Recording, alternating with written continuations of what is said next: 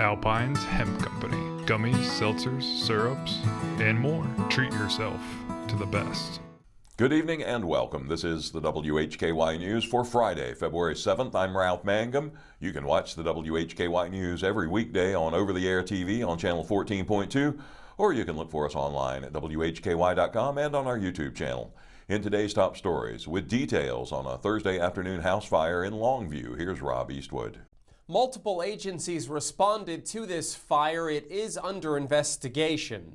The Longview Fire Department, with assistance from the Mountain View and Eichard Fire Departments, responded to a residential structure fire at 306 30th Street Southwest in Longview. They responded to the scene at 2:10 p.m. on Thursday. Upon arrival, firefighters encountered heavy smoke and flames.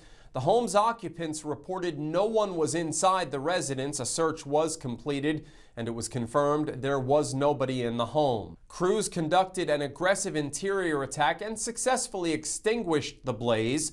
The Catawba County Fire Marshal's office is investigating the cause of the fire. No injuries were reported among residents or firefighters. The Longview Fire Department thanked the Mountain View Fire Department, Eichard Fire Department, Catawba County EMS, and Catawba County Fire Marshal for their support. Reporting for WHKY News, I'm Rob Eastwood. Thank you, Rob. WHKY's Arianna Mack and her guest have the latest information from FEMA. Reporting for WHKY in top stories, here with FEMA Media Relations Specialist Trey Paul. Can you give us the details? What's new? All right, happy to be here. So a lot going on with FEMA right now. So to date, more than 153,000 families in Western North Carolina have been assisted by FEMA, and that translates to more than $361 million. That tells us a couple of things. That tells us that the need is great. There's still a need. That also tells us that survivors are taking advantage of the opportunities here within FEMA, and they're reaching out to us, and we're getting the word out. So I want to thank you for helping us do that. The big news right now is we have extended our registration deadline to March 8th, and that was at the request of the state of North Carolina. They decided that there's still a need. We need to extend the time frame so people can continue to reach out to us, and they are. And so we just want to sit there and tell people that, hey, we're still here. We see you. We hear you.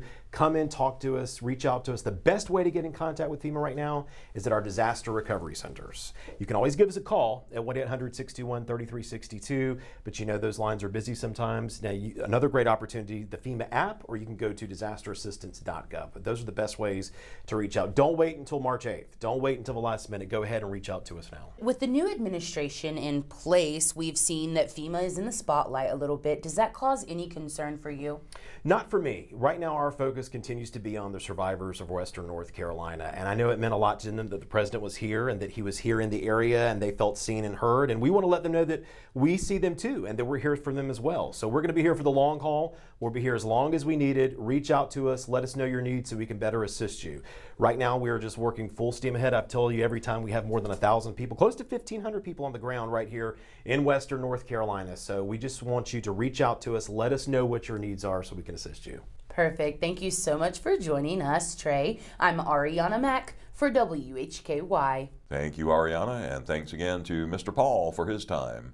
The City of Hickory has several meetings scheduled next week. At 5:30 p.m. on Monday, February 10th, the Community Relations Council will meet at Hickory Police Headquarters. Two meetings are set for Tuesday, February 11th. At noon, the Parks and Recreation Commission will meet in the Highland Recreation Center, and at 7:30 p.m., the Recycling Advisory Board will meet at the Public Services Department. And at 5:30 p.m. on Wednesday, February 12th, the Public Art Commission will meet in the Patrick Beaver Memorial Library. 31-year-old Brian David Hall of Johnny Martin Lane in Stony Point has been arrested and charged with misdemeanor counts of assault by pointing a gun, simple assault, and assault by communicating threats. Brian Hall is the son of 60-year-old James Henry Hall, who was charged in connection with the same incident Thursday. The shooting reportedly took place at the residence where both men live. Alexander County Sheriff Chad Pennell says investigators saw video of the shooting. Brian Hall is being held in the Alexander County Detention Center along with his father, who remained in jail at last report under a $75,000 secured bond. Brian Hall will appear in district court on March 24th. The elder Hall has an appearance coming up on Monday in Taylorsville. The investigation is ongoing.